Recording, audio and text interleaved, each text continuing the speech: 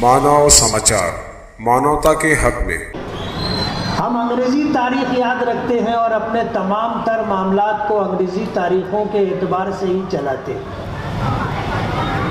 ہمارے حسابات و کتابات دیکھیں گے تو وہ بھی انگریزی مہینوں سے اور انگریزی تاریخوں سے ہی چلتے، جبکہ علماء نے لکھا ہے کہ اسلامی تاریخ کو یاد رکھنا، اس کو استعمال کرنا اور اس کو رائج کرنا فرض کفایہ ہے۔ ہم مسلمانوں کی یہ ذمہ داری ہے کہ ہم اسلامی تاریخ کو استعمال کریں اور اس کو رائج کرنے کی کوشش کریں۔ کم سے کم ہم مسلمانوں میں تو اس کا رواج ہونا چاہیے۔ آج 1446 ہے تو یہ اسلامی مہینوں کے نام پہلے سے ہیں، لیکن اسلامی تاریخ کب سے شروع ہوئی؟ آج 1446 ہے تو ہم کہہ سکتے ہیں کہ 1445 سال پہلے اسلامی تاریخ کا آغاز ہوا تھا۔ نبی کریم صلی اللہ علیہ وسلم مکہ مکرمہ میں پیدا ہوئے۔ آپ نے بچپن، جوانی کی بہاریں مکہ مکرمہ میں گزاری۔ 40 سال کی عمر میں اللہ پاک نے آپ کو نبوت سے سرفراز فرمایا اور 53 سال کی عمر میں آپ نے مکے سے ہجرت کی اور مدینہ منورہ تشریف لے گئے، اور 10 سال آپ نے مدینہ منورہ میں گزارے، اور 63 سال کی عمر میں آپ اس دنیا سے پردہ فرما ہوئے۔ کل عمر آپ کو اللہ پاک نے 63 سال کی دی، اور حدیث پاک میں آتا ہے سرکار دو عالم صلی اللہ علیہ وسلم نے فرمایا اعمار امتی ما بین 60 و 70، میری امت کی اوسطاً عمر 60-70 سال۔ اب تو ایسا ہے کہ جیسے جیسے زمانہ آگے بڑھتا جا رہا ہے اور قیامت سے قریب ہوتا جا رہا ہے، لوگ 60 سال سے پہلے بھی جا رہے ہیں۔ کبھی قبرستان جانا ہو اور وہاں پر قبروں پر جو تختیاں آپ نے لگی ہوئی دیکھی ہوں گی تو اس کو دیکھ کر کے آپ کو اندازہ ہوگا کہ جانے والے 60 سال کی عمر سے پہلے جا رہے ہیں۔ اور زیادہ ڈیپ میں جا کر معلومات لینی ہے تو آپ آفس میں جا کر رجسٹر دیکھیں گے تو آپ کو دکھے گا 45 سال، 50 سال، 55 سال کی عمر میں لوگ دنیا سے جا رہے ہیں۔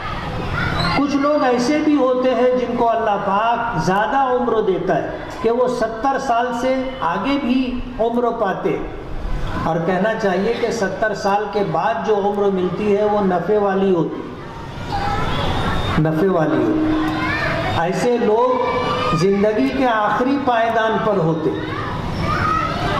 آپ اگر مجمع میں دیکھو گے تو 70 سال کا، ہماری پہلی صف میں تو ایک صاحب بیٹھے ہیں، لیکن پیچھے کی طرف ایسا کوئی شخص نظر نہیں آ رہا۔ آپ اندازہ کر سکتے ہیں کہ اتنا بڑا مجمع اور اس میں بڑی عمروں کے لوگ بہت کم، بہت کم۔ مسجدوں میں بھی آپ دیکھو گے، ہم اپنے بچپن میں دیکھا کرتے تھے کہ بڑی عمروں کے لوگ مصلیوں میں ہوتے تھے، پھیٹا بھی باندھے ہوئے ہوتے تھے، لیکن اب مسجدوں میں بھی بڑی عمروں کے لوگ نظر نہیں آتے، مجمعوں میں بھی بڑی عمروں کے لوگ نظر نہیں آتے، جلسوں میں بھی بڑی عمروں کے لوگ نظر نہیں آتے۔ جہاں اجتماع ہو، لوگ جمع ہو، وہاں بھی آپ کو بڑی عمروں کے لوگ نہیں ملے۔ تو جیسے جیسے زمانہ آگے بڑھے گا، قیامت قریب آئے گی، لوگوں کی عمریں مختصر ہوتی چلی جائے، جلدی جلدی لوگ جانے لگے۔ تو حضور پاک صلی اللہ علیہ وسلم نے فرمایا میری امت کی اوسطاً عمر 60-70 سال۔ لوگ اس سے پہلے بھی چلے جاتے ہیں، کچھ لوگوں کو اللہ اس سے زیادہ بھی زندگی دیتا ہے، لیکن موت برحق ہے۔ نبی کریم صلی اللہ علیہ وسلم نے 63 سال کی عمر میں دنیا سے پردہ فرمایا۔ اسی لیے حضور نے اس امت کی اوسطاً عمر ہمیں بتائی۔ اللہ کے رسول صلی اللہ علیہ وسلم جب دنیا سے تشریف لے گئے اور ذمہ داری حضرت ابو بکر صدیق رضی اللہ تعالی عنہ کے کاندھوں پر آئی۔ ان کا زمانہ خلافت بہت پرآشوب رہا، بہت دقتوں بھرا رہا۔ اللہ نے حضرت ابو بکر صدیق کا انتخاب کیا تھا۔ نبی کریم صلی اللہ علیہ وسلم نے ان کی خلافت کے لیے اشارے بھی دیے تھے، اور آپ نے اپنی زندگی میں آخری ایام میں اپنے مصلے پر حضرت ابو بکر صدیق رضی اللہ تعالیٰ عنہ کو کھڑا فرمایا تھا۔ جب آپ بیماری کے دن گزار رہے تھے، آپ کے لیے چلنا مشکل ہو گیا، مسجد میں جانا مشکل ہو گیا، تو ایک وقت ایسا بھی آیا کہ آپ نے امہات المومنین سے کہا کہ مجھے اٹھا دو، مجھے غسل دو، میں مسجد میں جانا چاہتا ہوں۔ امہات المومنین نے غسل دیا۔ نبی کریم صلی اللہ علیہ وسلم نے مسجد میں جانے کا ارادہ کیا، آپ اٹھنے لگے، پھر آپ پر غشی طاری ہو گئی، اور ایسا کئی مرتبہ ہوا۔ جب آپ کے لیے ممکن نہیں رہا کہ آپ مسجد میں جا کر نماز پڑھا سکیں، تو آپ نے یہ حکم دیا، مروا ابا بکر فلیصلی بالناس، کہ ابو بکر کو حکم دو کہ میری غمزدہ امت کو نماز پڑھائے۔ تو آپ نے اپنی زندگی میں آخری ایام میں حضرت ابو بکر صدیق رضی اللہ تعالی عنہ کو اپنے مصلے پر کھڑے ہونے کا حکم دیا تھا۔ اسی سے امت نے سمجھ لیا تھا کہ اسلام میں سب سے اہم چیز عبادات، ایمان کے بعد عبادات کا درجہ ہے، اور عبادات میں سب سے اہم چیز نماز ہے۔ نبی کریم صلی اللہ علیہ وسلم نے مومن اور کافر کے درمیان فرق کرنے والی چیز نماز کو قرار دیا، اور علماء نے لکھا ہے کہ حضور کے ارشاد کا مفہوم مطلب یہ ہے کہ جو نماز پڑھے وہ ایمان والا ہے، جو نماز نہ پڑھے وہ ایمان والا نہیں ہے۔ یعنی ایمان والا نماز پڑھتا ہے، اور جس کو اللہ نے ایمان کی دولت نہیں دی وہ نماز نہیں پڑھتا۔ تو سب سے اہم چیز نماز ہے، اور جب حضور نے نماز کی ذمہ داری حضرت ابو بکر صدیق رضی اللہ تعالی عنہ کو دی، تو امت نے سمجھ لیا تھا کہ اب حضور پاک صلی اللہ علیہ وسلم کے دنیا سے چلے جانے کے بعد مسلمانوں کا ذمہ دار، قائد، سالار، سردار حضرت ابو بکر صدیق رضی اللہ تعالی عنہ۔ آپ کے دنیا سے چلے جانے کے بعد فتنے سر اٹھانے لگے، سر اٹھانے لگے۔ مال کی محبت لوگوں کے دلوں میں زیادہ ہوتی ہے۔ نبی کریم صلی اللہ علیہ وسلم نے فرمایا کہ بنی اسرائیل کا فتنہ عورتیں تھیں، اور میری امت کا فتنہ مال ہے۔ آپ دیکھو مالی معاملات کے اندر اچھے دیندار سمجھے جانے والے لوگ کچے نکلتے، تھوڑے مال پر نیتیں خراب کر لیتے ہیں، اور بےمانی کے راستے پر چلنے لگتے، جھوٹ بولنے لگ جاتے۔ تو اس امت کا فتنہ مال ہے۔ حضرت ابو بکر صدیق کا زمانہ آیا تو حضور کے زمانے میں لوگ اپنی زکوٰۃ بیت المال میں جمع کروایا کرتے تھے۔ آپ کے دنیا سے تشریف لے جانے کے بعد لوگوں نے زکوٰۃ دینے سے انکار کیا، اور انکار کا مطلب یہ ہے کہ وہ یہ کہنے لگے کہ اب ہم اپنی زکوٰۃ خود اپنے ہاتھوں سے دیں گے، بیت المال میں جمع نہیں کریں گے۔ جب یہ سلسلہ شروع ہوا تو حضرت ابو بکر صدیق رضی اللہ تعالی عنہ نے اس معاملے میں بہت سخت قدم اٹھایا، اور فرمایا کہ جو شخص زکوٰۃ دینے سے یعنی بیت المال میں زکوٰۃ جمع کرنے سے انکار کرے گا، میں اس سے جہاد کروں گا۔ میں تفصیل میں نہیں جانا چاہتا، حالات عجیب و غریب ہو گئے، فتنے سر اٹھانے لگے، لیکن ایک حضرت ابو بکر صدیق رضی اللہ تعالی عنہ کی ذات تھی جنہوں نے اسلام کو سہارا دیا۔ حضرت ابو بکر صدیق رضی اللہ تعالی عنہ کا 2.5 سالہ زمانہ خلافت حضور پاک صلی اللہ علیہ وسلم کے دنیا سے جانے کے بعد انتہائی اہم ہے اور اسلام کی بقا، اسلامی حکومت کی بنیاد ہے۔ 2.5 سال کے بعد حضرت ابوبکر صدیق کی وفات ہو گئی، حضرت عمر خلیفہ بنے۔ حضرت عمر فاروق رضی اللہ تعالی عنہ کا زمانِ خلافت 10 سال رہا، 10 سال مسلمانوں کے خلیفہ رہے، اور 10 سال میں اسلامی حکومت کو اتنی وسعت دی کہ کہنے والوں نے یہ کہا ہے کہ حضرت عمر کا زمانہ جو تھا ان کی حکومت 25 لاکھ مربع میل پر تھی، 25 لاکھ مربع میل پر حکومت تھی۔ جب حکومت وسیع ہوتی چلی گئی اور معاملات پیش آتے رہے تو جنوبی یمن کے گورنر حضرت معاذ ابن جبل رضی اللہ تعالی عنہ نے، غالباً حضرت ابو موسیٰ اشعری رضی اللہ تعالی عنہ نے حضرت عمر فاروق رضی اللہ تعالی عنہ کو اس بات کی طرف متوجہ کیا کہ جو فرمان جاری ہوتے ہیں امیر المومنین کی طرف سے اس پر کوئی تاریخ ہونی چاہیے، اس پر مہینہ، سال، ایسا کچھ ہونا چاہیے تاکہ معاملات منضبط رہے۔ اس طرف متوجہ کیا۔ حضرت عمر فاروق رضی اللہ تعالی عنہ نے اکابر صحابہ کرام کو جمع کیا، ان کے سامنے یہ بات رکھی، ماضی سے جو تاریخیں چلی آ رہی تھی، جیسے انگریزی تاریخ حضرت عیسیٰ علیہ السلام سے منسوب، عیسائیوں کی رائج کردہ ہے۔ حضرت عمر فاروق رضی اللہ تعالی عنہ نے چاہا کہ اسلامی تاریخ کا آغاز ہو۔ اب جب صحابہ کرام کو مشورے کے لیے جمع کیا اور مشورہ طلب کیا تو یہ ہوا کہ اسلامی تاریخ کا آغاز نبی کریم صلی اللہ علیہ وسلم کی ولادت باسعادت سے ہو۔ کسی نے کہا کہ جب آپ کو نبوت ملی تو جب نبوت ملی جب سے اسلامی تاریخ کا آغاز ہو۔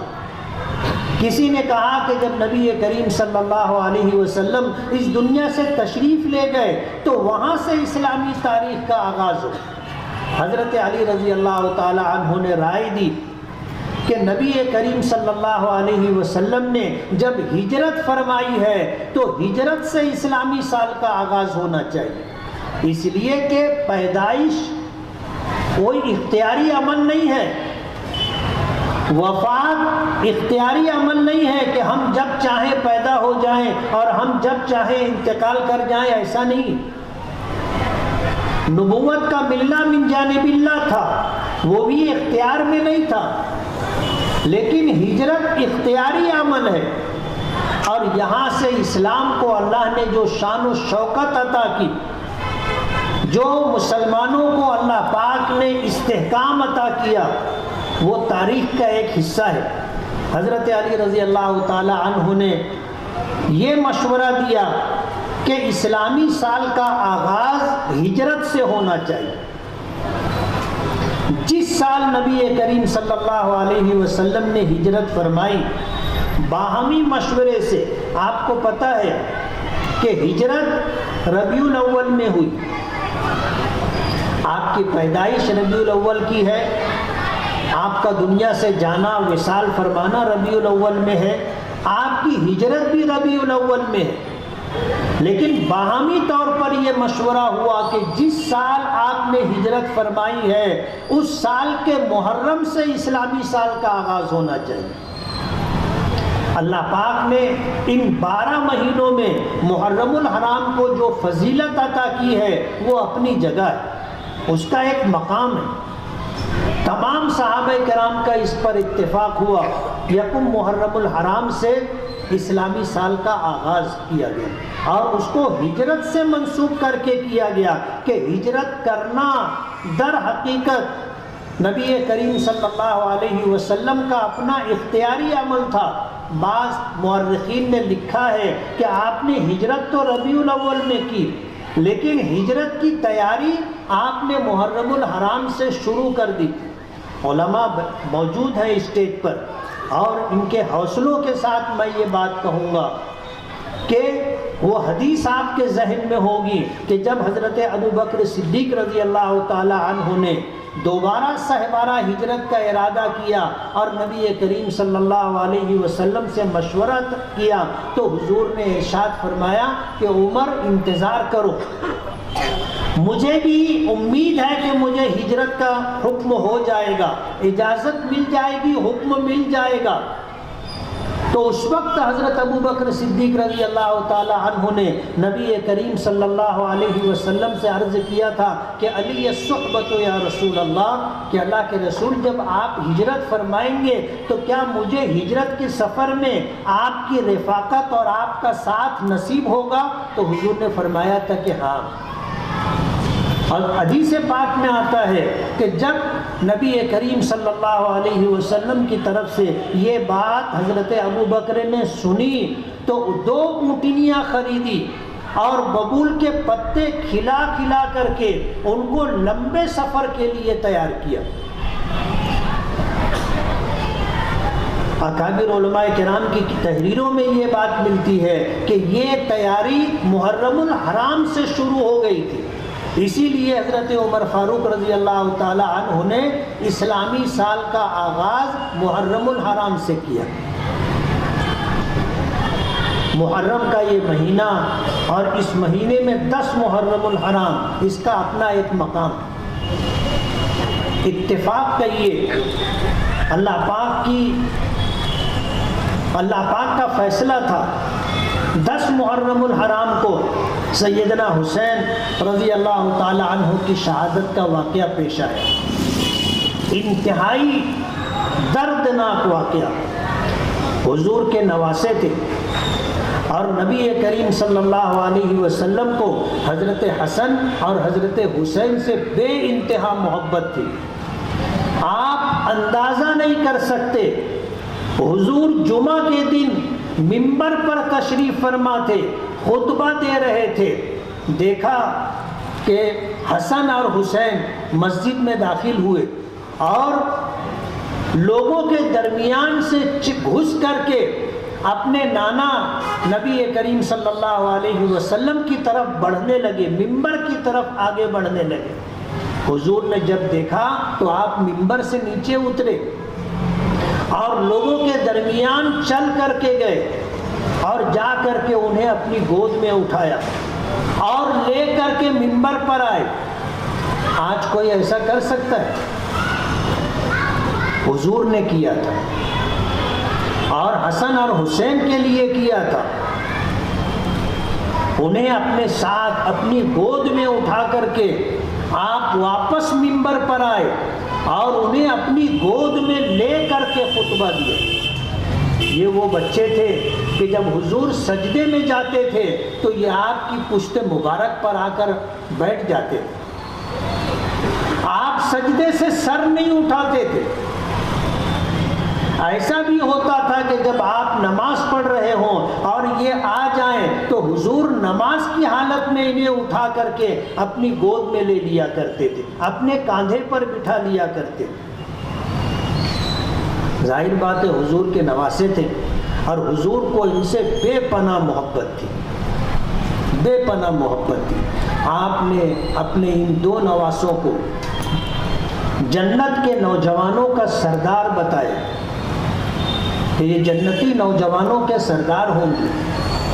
ان کی شہادت کا واقعہ، حضرت حسین کی شہادت کا واقعہ 10 محرم الحرام کو پیش آیا۔ تاریخ اسلامی کا انتہائی دردناک واقعہ ہے۔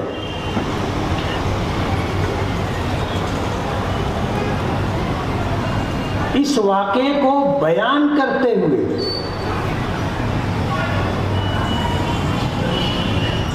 جگر منہ کو آتا ہے۔ مقدر تھا، من جانب اللہ یہ طے تھا، ہونا تھا، ہوا۔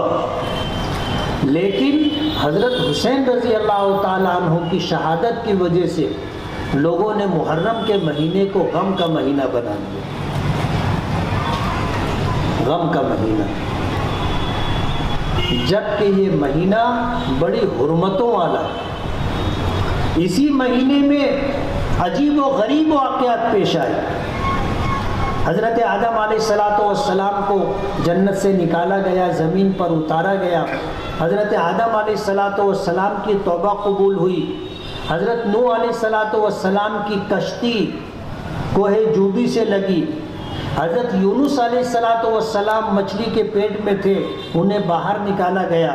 حضرت موسیٰ علیہ السلام اور ان کی قوم کو اللہ پاک نے فرعون اور اس کی قوم سے نجات عطا کی۔ یہ واقعات بھی اسی 10 محرم کے ساتھ اسی مہینے میں پیش آئے، اور قیامت بھی 10 محرم الحرام جمعہ کے دن آئے گی۔ تو عجیب و غریب واقعات اس مہینے میں پیش آئے، تو اس مہینے کو حرمت کا مہینہ قرار دیا گیا۔ تو یہ مہینہ قابل احترام ہے۔ یکم محرم الحرام حضرت عمر فاروق رضی اللہ تعالیٰ عنہ کی شہادت کا، یعنی آپ اگر دیکھو گے اسلامی سال کا آغاز حضرت عمر فاروق رضی اللہ تعالیٰ عنہ کی شہادت سے ہوا ہے، لیکن ہم لوگوں کو معلوم نہیں ہے اور ہم لوگوں کو بتاتے بھی نہیں ہیں۔ خلفائے اربعہ، حضرت ابوبکر کی سیرت ہو، حضرت عمر کی سیرت ہو، حضرت عثمان کی سیرت ہو، حضرت علی کی سیرت ہو، عشرہ مبشرہ کی سیرت ہو، امہات المومنین کی سیرت ہو، اصحاب بدریین کی سیرت ہو، ان چیزوں کو ہم لوگوں کو بتاتے نہیں، بتانا چاہیے۔ شاہ عبدالعزیز محدث دہلوی رحمۃ اللہ علیہ کے فتاویٰ میں ہے کہ جو شخص سال کے اور دنوں میں دیگر شہداء کی شہادت کا واقعہ ذکر نہ کرتا ہو، 10 محرم الحرام کو حضرت حسین کی شہادت بیان کرنا اس کے لیے جائز نہیں۔ اسلام میں جو شہداء ہیں ان کی شہادت بھی بیان کرنا چاہیے، ان کی شہادت، حضرت عمر کی شہادت ہے، حضرت عثمان کی شہادت ہے، حضرت علی کی شہادت ہے، حضرت حمزہ کی شہادت ہے، اور بھی بہت سارے شہداء ہیں، ان کی بھی شہادت کا تذکرہ ہونا چاہیے۔ اگر ان کی شہادتوں کا تذکرہ ہے تو ہم حضرت حسین کی شہادت بھی بیان کر سکتے ہیں، اور اگر ہم تمام شہداء کو یکسر نظر انداز کر دیتے اور کبھی ان کی سیرت اور ان کی شہادت کا تذکرہ نہیں کرتے تو ہمارے لیے جائز نہیں ہے کہ ہم حضرت حسین رضی اللہ تعالیٰ عنہ کی شہادت بیان کریں۔ یہ شاہ عبدالعزیز محدث دہلوی رحمۃ اللہ علیہ کا فتویٰ ہے۔ حضرت حسین کی شہادت کی وجہ سے محرم غم کا مہینہ نہیں ہے، حضرت حسین رضی اللہ تعالیٰ عنہ کی شہادت کی وجہ سے 10 محرم الحرام غم کا دن نہیں ہے۔ اس دن کو اللہ نے بڑی فضیلت عطا کی، اس مہینے کو اللہ نے بڑی فضیلت عطا کی۔ تو آج 10 محرم الحرام ہے، اور جمعیت علماء کے اپنے پچھلے چند سالوں سے جو معمول رہا ہے کہ 10 محرم الحرام کو ہم جلسہ لیتے ہیں، اسی تاریخ اسی روایت کے اعتبار سے آج کا یہ پروگرام بھی،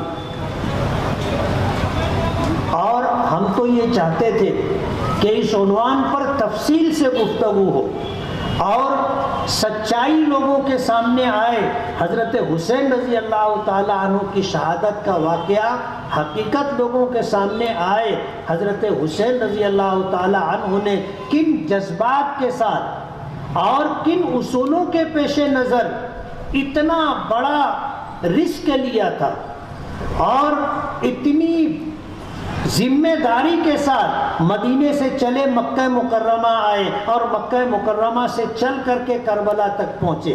اس درمیان جو واقعات پیش آئے ہیں وہ سننے سے تعلق رکھتے، اور میدان کربلا میں رہتے ہوئے ان سخت سے سخت حالات میں حضرت حسین رضی اللہ تعالی عنہ نے ایک وقت کی نماز قضا نہیں کی، ایک وقت کی نماز قضا نہیں کی۔ اور اگر آپ شہادت کا واقعہ سنو گے تو آپ کو یہ بات ملے گی کہ جس وقت حضرت حسین رضی اللہ تعالی عنہ نماز کی حالت میں سجدے میں تھے اس وقت ان کا سر قلم کیا گیا۔ آپ کا یہ عمل ہمیں کیا پیغام دیتا ہے؟ نماز جیسا عمل 90-95% سے زیادہ لوگ چھوڑ کر کے زندگی گزار، لوگ نماز نہیں پڑھتے، مسجدیں خالی رہتی ہیں، نماز کے لیے لوگوں کو کہا جاتا ہے، لوگ متوجہ نہیں ہوتے۔ کیسے مسلمان؟ حضرت حسین رضی اللہ تعالیٰ عنہ سے عقیدت، محبت اور تعلق کا تقاضا یہ ہے کہ اگر شہادت جیسا مارکا اور معاملہ پیش آئے تو بھی نماز قضا نہیں کی جائے گی، نماز وقت پر پڑھی جائے گی۔ حضرت حسین نے کبھی اسلامی اصولوں سے مفاہمت نہیں کی اور یزید کی بیعت اور اطاعت قبول نہیں کی، اور بھی اس میں تفصیلات ملتی، لیکن آج اس موقع پر ہمیں شہادت حسین اور اہل بیت کی شہادت سے جو بات سمجھنی ہے کہ اگر حکومت وقت اسلامی اصولوں کے خلاف ہو تو پھر ہمیں بھی حضرت حسین کے راستے پر چلنا پڑے گا۔